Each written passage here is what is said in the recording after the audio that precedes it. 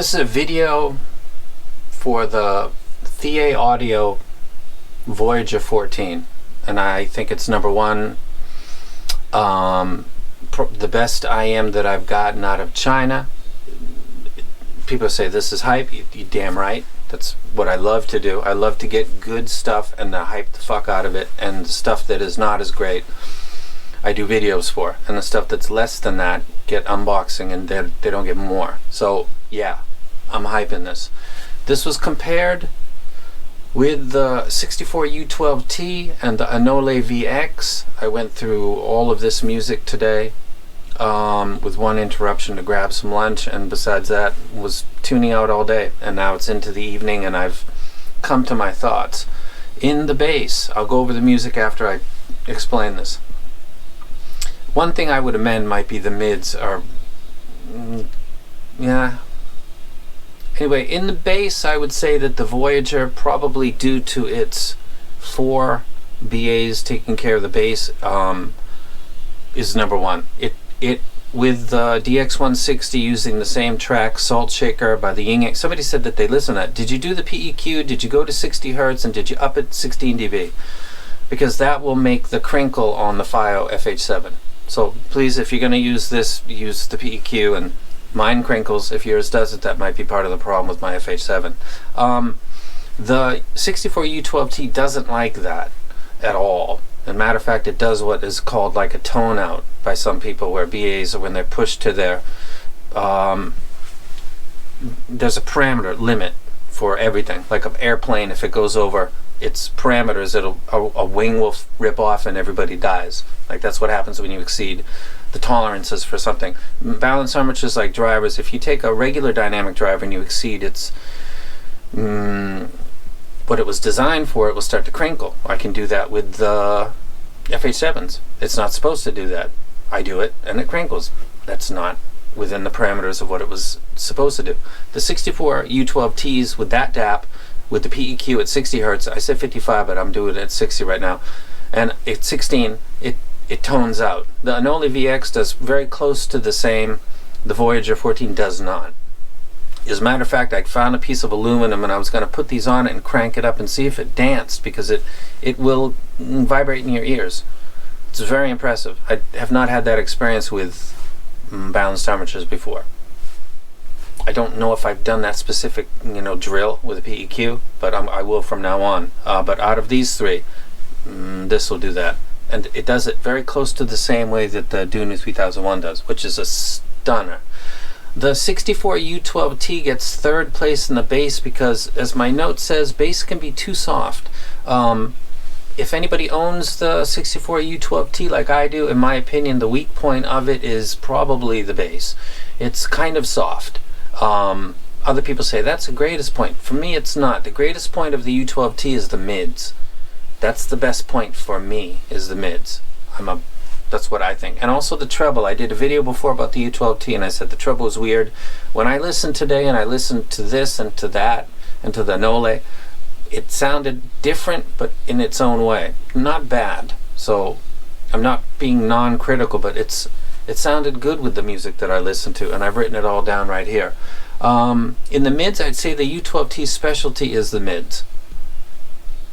I think that's probably the best part of the U12T. They sound absolutely unscrewed with whatsoever. The Anole VX and the Voyager 14 both get 2 because there's something different about the mids. And when I'm talking about the mids, I'm talking about the piano and no more, which I think sounds best on this, but there's the bass to mid transition and the mid to early treble transition on the U12T is really, really good, like top of its class type stuff. Hey, what can I do? The mandolin, the chain vocals, and the dobro, Fleetwood Mac.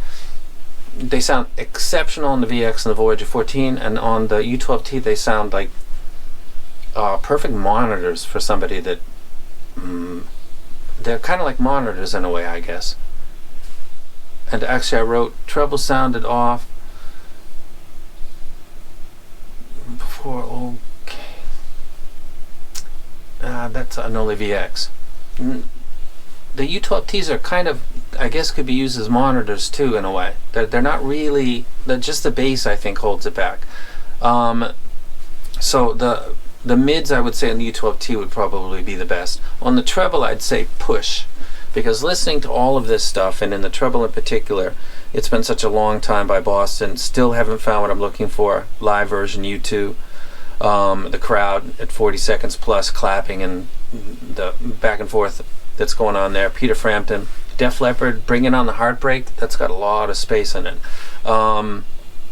Fade to Black by Metallica. That's kind of a closed thing. That's more of a clarity thing. Randy Rhoads, D.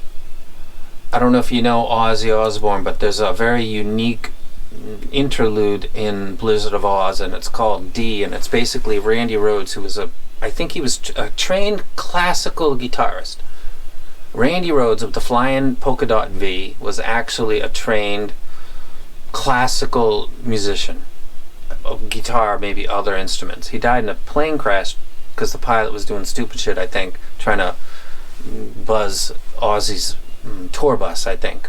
But this track is called D, and it goes into Suicide Solution, which you can't get two different songs. D, a very soft, totally out of its place. It's like Beth by Kiss, but it's even more jarring. Goodbye to Romance, kind of, and then goes to D, which is like, what?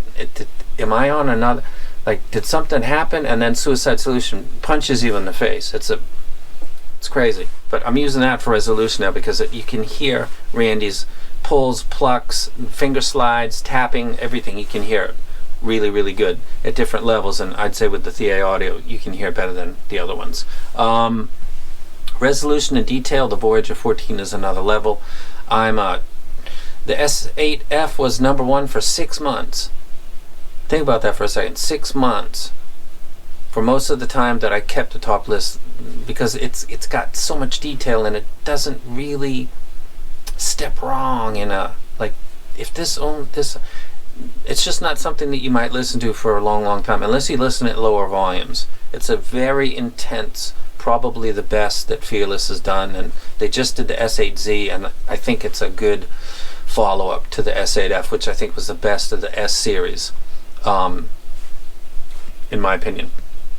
So resolution and detail of the Voyager is my thing, because I'm always looking for the OCD stuff, a la the S8F, but even better with more BAs, and I seem to be getting more back. Total score for the 64 U12T is 6, Anole VX is 8, and the Voyager 14 is 5.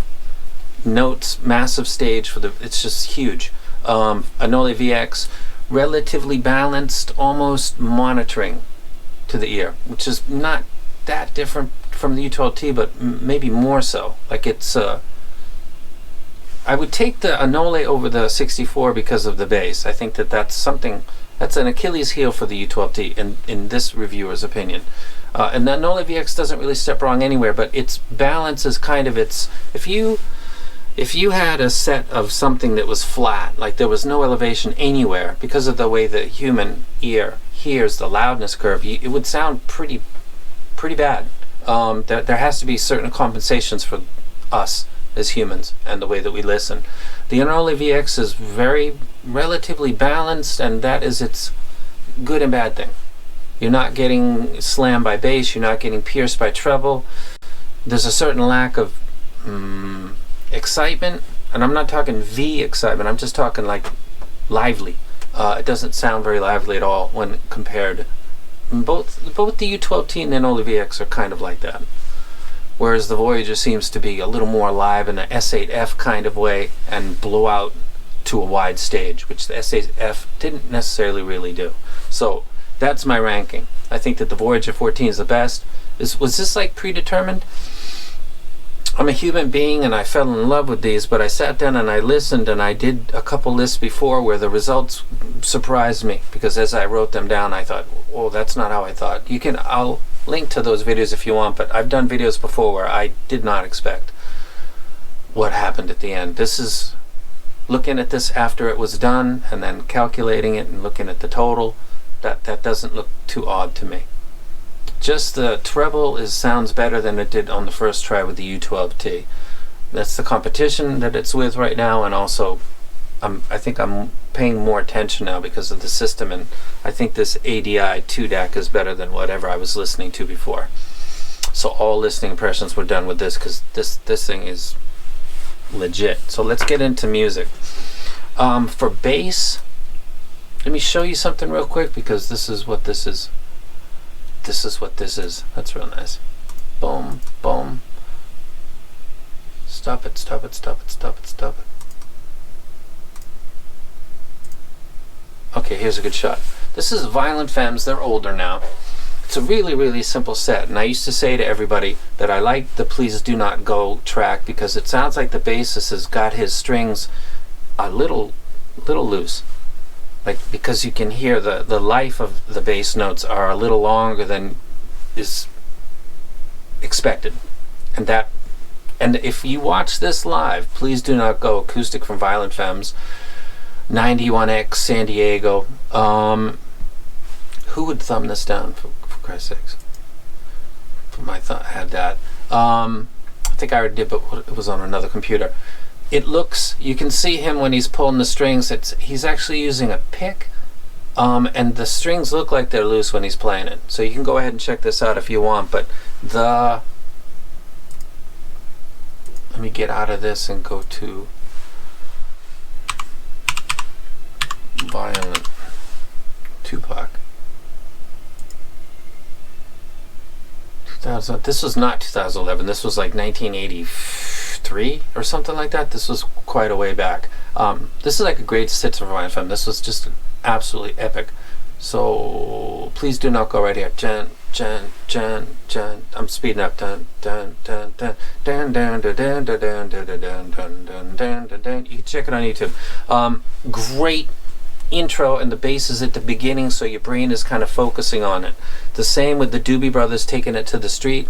It's the beginning of the track before your mind is overwhelmed with vocals and other stuff. The bass is kind of introducing you to the song.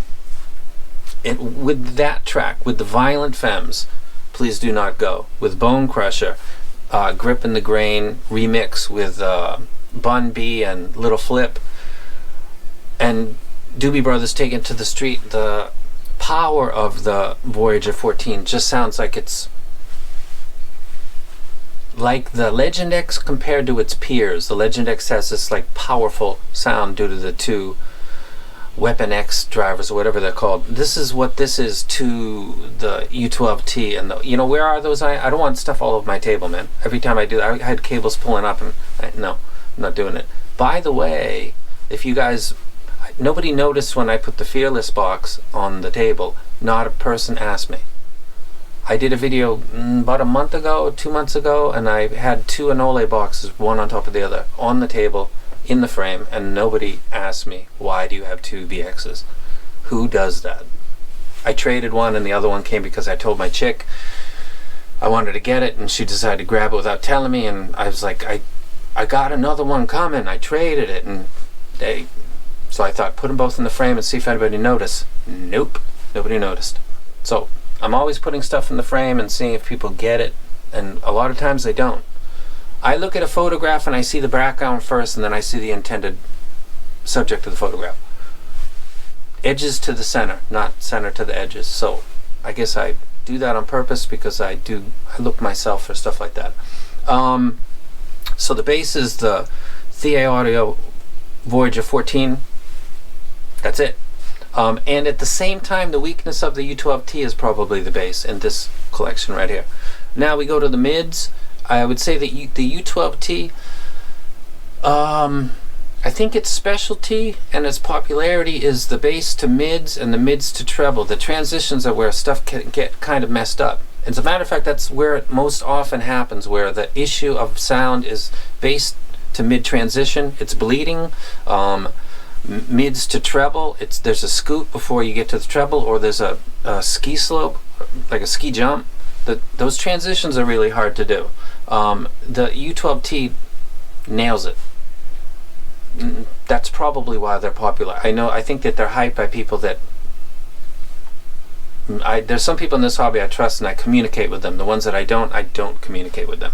That's it. But that's a legit badass set. I didn't think so when it was compared to a couple other sets, but listening to them today, I thought the mids are their specialty. The Anole VX and Voyager are not necessarily a step down. They're just not the U12T. And I'll talk about the music. The treble, I'm going to put push on all three of those.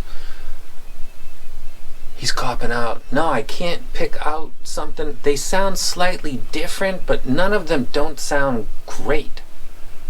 You know? I think they all got their thing. I think that the Mojo is excellent. I think that the Calyx M audio is excellent.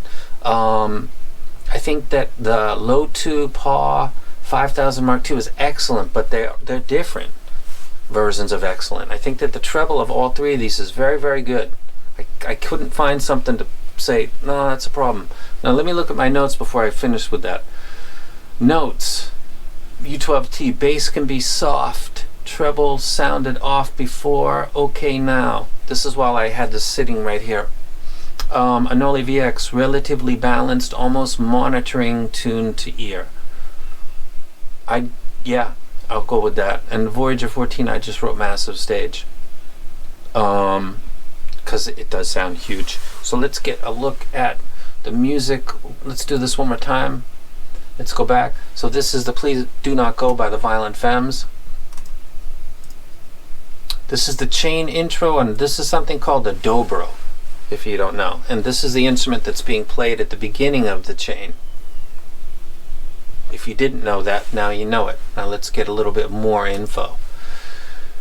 According to interviews writing the rumors of the final, I'm looking at the backgrounds part right here. Beginning with the bass progression was created by John McVie and Mick Fleetwood. Stevie Nicks had written the lyrics separately and thought that they would be a good match. She and Chris McVie did some rework to create the first extra tune. Other elements were worked in from an early project of Christine's called Keep Me. This was really a Frankenstein of a track that turned out to be great, but when you listen to it knowing this, it kind of makes a little bit more. Due to the spliced nature of the record, the drums and guitar were only instruments recorded in each other. So only the drummer and the guitarist were together. Everything else was done separately, recorded, laid down on, and then mastered, like layered one on top of the other. The vocals were literally put on, not literally put on, but on a mastering deck. They were laid over the guitar and the drums. Everything else was, the dobro apparently was, again, unless they're putting guitar and dobro in the same thing. But so did you not know this? You do now. So that's talking about the music. Let's get into it. That's Blister in the Sun. The bass on this is the best. Now, hey, hey, what can I do?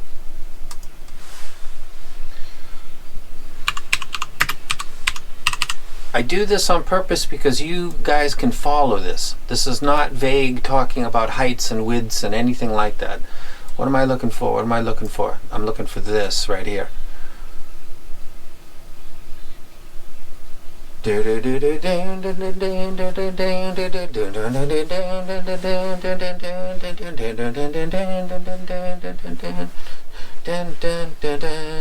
Wanna tell you about our girl I love.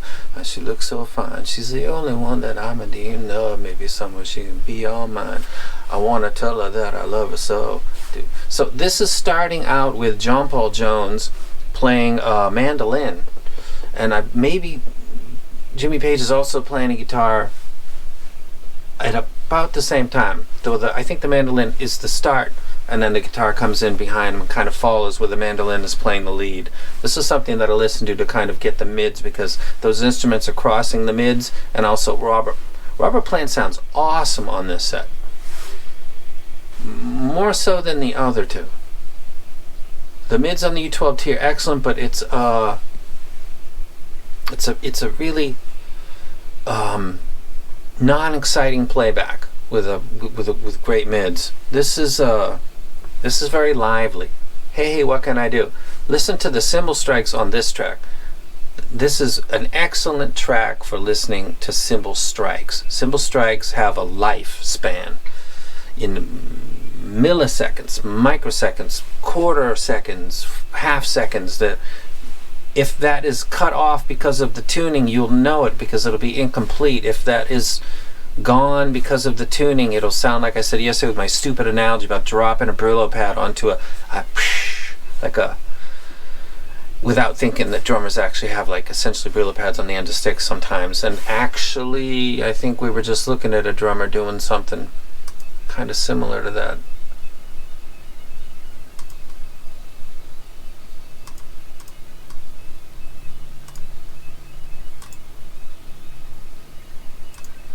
Look at him right there. That's kind of the same thing I described yesterday. But that's not what Aerosmith is doing. So that's the mids. In the treble, it's been such a long time. You two still haven't found what I'm looking for. So we're jumping around here. I want you guys to see music, lots of music. Anyway, cymbal strikes on Hey, What Can I Do? John Paul Jones on the mandolin at the intro, and if I'm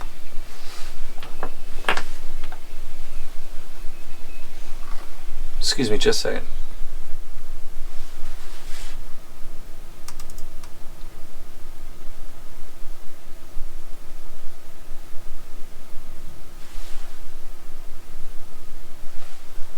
I'm sorry, I just totally made a mistake. It's actually a guitar that's starting at the very first few seconds, and the mandolin.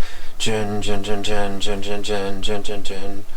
Beedle-leedle-ling ding ding ding. Actually, Jimmy Page comes in before John Paul Jones does. That's what 15 seconds will get you. So I had that backwards. Sounds dope. In case someone came bombing in later and said, I think it was Jimmy Page that was in there first, bro. Go check it out. I just did. I got it. It's Jimmy Page first. John Paul Jones follows. There's a part in U2, still haven't found what I'm looking for. No, I don't want that. U2.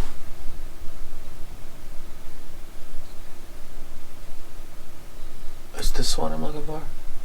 Rattle and Hum? I still haven't found what I'm... Live version. I loved U2 War. That's a fucking awesome album. I thought they became way too pop later, but War and Boy were awesome. I thought War was my favorite. I should start incorporating some of this into Sunday, like Seconds, New Year's Day. Like a song, Surrender 40. Two hearts beat as one. God, they were booming. This is when they were hungry, man. But anyway, I was trying to look for live, wide stuff. And on this album, still haven't found what I'm looking for. Around the 42nd, the clapping sounds wide, sounds large, more so than on the other two. Completely different level. The biggest separation between these is, I think, the quality of the bass on the Voyager is really, really great. I don't think the mids, the treble are that much. Look at 1, 2, and 2, and I could have said push, and then 1, 1, 1 in the treble. Resolution and, you know, hearing the little micro details, that's where stuff kind of gets separated. Now let me go into micro details, because this is my favorite part right here. And I'm going to go backwards. Metallica. I forgive you, Metallica. I forgive you for suing... No, I don't. I don't. For suing Napster and taking away the dream I had that you guys were what you sounded like, which was anti-society, anti-authority, and then you turn around and say, on behalf of all musicians who make their living, and people went to jail, man. Young people went to jail for, you know, a short amount of time, but they were making the recording industry made an example out of them, and you guys helped do that. So on behalf of music lovers, fuck you. Napster was cool, and people that didn't have access to music because of where they lived or their income got to hear stuff because of that. So fuck you to Metallica. But there's a song called Fade to Black, if you're a Metallica song fan, and I am. Fade to Black. Ride the Lightning Deluxe Remasters. Question is, did he pay for that copy? Because that's Metallica, and those are the guys that kind of got on. What do you think? This is a brilliant... This is kind of like the Randy Rhoads thing, where it sounds like almost a classical guitar is inside this, and you can hear it brilliantly, and it starts to bum bum bum dun dun dun dun dun dun doodle dun dun dun dun doodle dun dun dun dun dun. And it's like a double drum bass kick. Dun bum bum bum bum dun dun doodle dun. That's Metallica Fade to Black. It's dope. I don't know what happened to them. They made really, really good music. I don't know what they're doing nowadays because I don't care. I got the Black album. I think that's what that's called. Ride the Lightning, and the 598 EP. They did this so that people wouldn't charge more than $5.98. That's why they named it the 598 EP. And so you're thinking, yeah, fuck the man making his profit and ripping off people charging $11 for fucking cassette or whatever it was at the time. And this guy right here led the charge. He was on Larry King, I think. Broke my heart, dude. Fuck. And then I got Aussie D. Let's look at that one more time.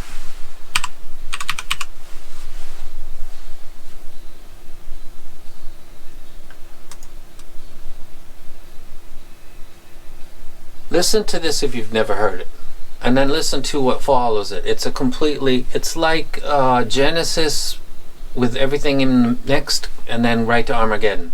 Genesis is D, Armageddon is Suicide Solution.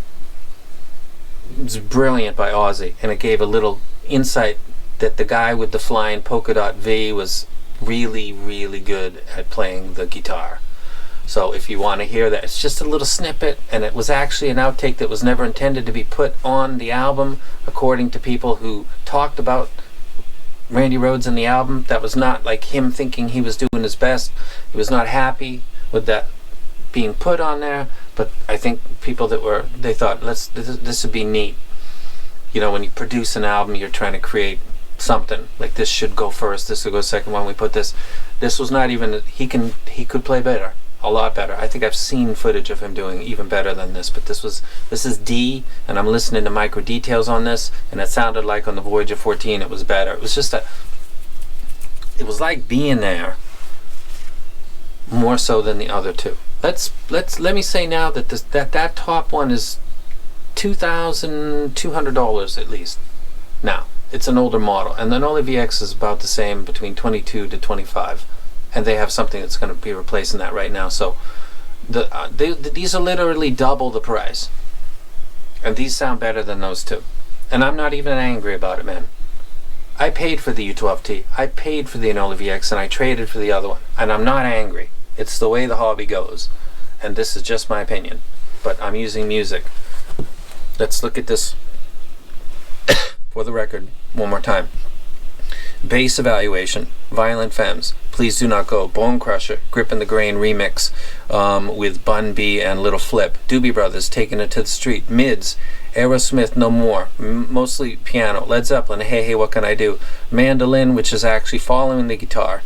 So Jimmy Page comes in first and John Paul Jones is following him. Fleetwood Mac, The Chain. I'm listening to vocals because everybody seems to be getting their piece in there, and also the dobro at the beginning.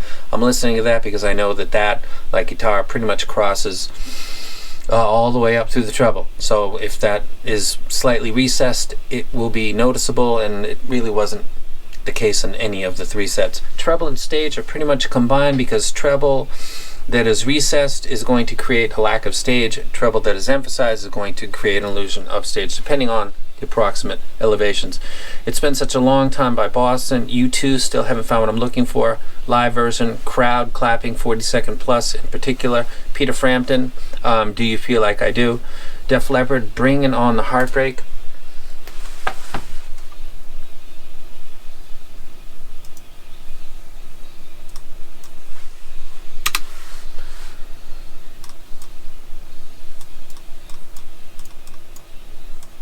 No.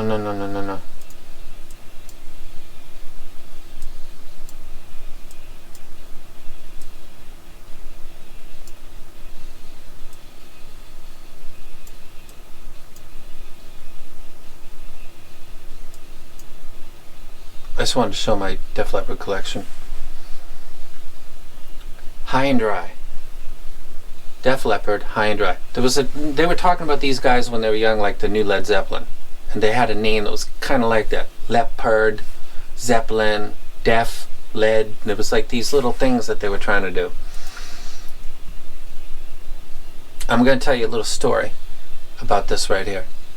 This song right here, Bringing on the Heartbreak, was being played in a car that was filled with 4 people. At the moment, while this song was in a cassette player in a car, one of the people, the guy that was driving the car, lost control of the car. It rolled, flipped, and hit a tree, and everybody died in it except Eric Brown was his name. So 3 kids died except the driver, Eric Brown. And this was the track that was playing. That's the only thing he could remember about it, that they were jamming to this track, and he doesn't remember anything after that. And 3 people died. Every time I listen to that track, I'm kind of paying homage to 3 people I wasn't really close with. They were 3 years older than me, but I really love this song. Can't you see? Oh, brown, brown, brown, brown. There's a really great solo on this, and it sounds like a very wide, sounds like arena rock, which is basically what Def Leppard was. So I put this in here on purpose. Aaron Brown, his younger brother, is not it was like a fucking fake friend, but Eric I always had respect for. But he killed 3 people because of his driving. Usually the driver survives because they're protected by the steering wheel. That happened in this case. Unfortunate. Cherish every day, man, while we're on the topic. So when I was going through stuff on Def Leppard, because their arena rock pretty much, I was like, go with that one. Listen to it, it fit. So go with that. Michael Jackson, Left Channel beat.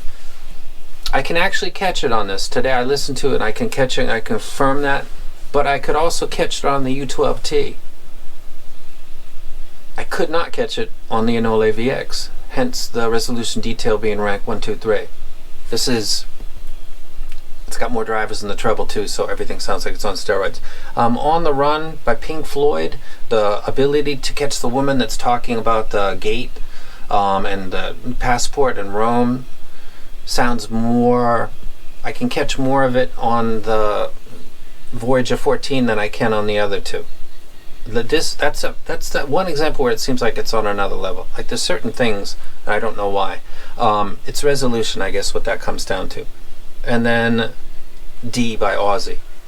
I just thought that was, I wanted to hear Randy Rhoads about as clear as I possibly could, and it sounded absolutely wonderful. So that, I'm going to do a full review for these probably a little bit down the road, but I'm going to do a top 5 ranking, and this is going to be in the top 5. Those won't because they're not shy for the Anole VX, but I'm not going to include stuff that's over $2,000 because you don't need to spend that kind of money. It's becoming very apparent now, and I'm not against spending that kind of money because I spend that kind of money. Just I'm not going to recommend other people do it because they're going to say, what? This doesn't equal what I thought it would. So I'll spare you. The Voyager 14 is absolutely fantastic.